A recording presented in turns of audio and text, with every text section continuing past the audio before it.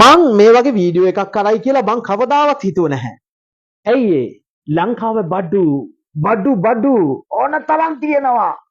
ලංකාවෙන් එනකොට අම්මා වෙන්දලා, බුදුන් වෙන්දලා, අල්ලා දෙවියන් වෙන්දලා, අම්මගේ කකුලේ අම්මාව අල්ලලා වැඳලා, මගේ ළමයිව බලලා ආන්දලා, මහත්යත් එක්ක ඔයා නැත්තම් මට කවුරුත් නෑ, මගේ ජීවිත මගේ පින කියලා ඔක්කොම කියා එවිත් මෙහෙ එවිත් කරන රස්සාව බඩු පොට් ඉන්නවා.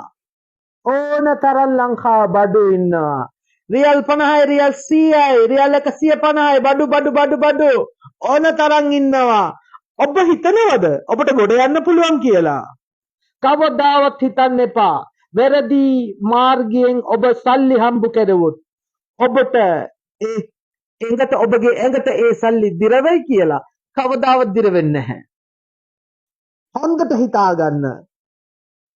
හැම දෙනාම නෙවෙයි 125ක් සිල්ලර කාසි ටිකක් මෙහෙ එවිදිනවා. මෙහෙමයි. රියල් 100යි 200යි 150යි රූම් එක 100යි 150යි මේ කොහෙද මේ මාළු මාකට් එක වගේ. ඔව්. ඔබ එනකොට ඔබ ඇග්‍රීමන්ට් එකක් අස්සම් කරනවානේ. මේ රටේ නීතියට මං ගරු කරනවා හිසනමනවා කියලා. මේ රටේ නීතිය ගැන දන්නවද? බඩු පොට් කරන අයට මොනවද දඬුවම කියලා දන්නවද? මරණ දඬුවම. බඩු පොට් කරලා බඩු ගහලා බඩු ගහන්න ගිය අය බඩුව හැම දෙනාටම නීතිය මේ රටේ නීතිය මොනවද කියලා දන්නවද ඔබට? මෙහි නීතිය ඔබගේ බෙල්ල කපා මරා දෙමීම. පරිස්සමෙන් ඉන්න. මේ වගේ රස්සාව කරගෙන ඉන්න වගේ අක්කලා නංගිලා හැම දෙනාටම මම කියන්නම්, ඔබලා මේ රස්සාවෙන් ඉවත් වෙලා ඔබ ආපු රස්සාව ඔබ කරගෙන යන්න.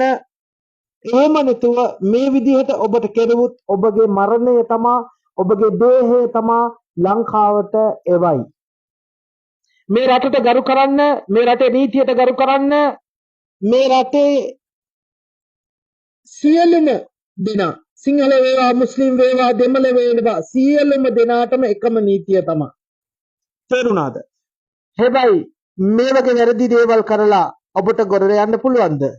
ඔබගේ ළමයාට වෙන මොන හරි ලෙඩක් එයි.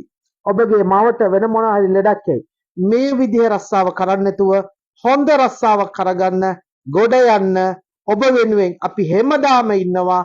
තවත් මේ වගේ වීඩියෝස් මට දාන්න ඔබලා තියන්න එපා.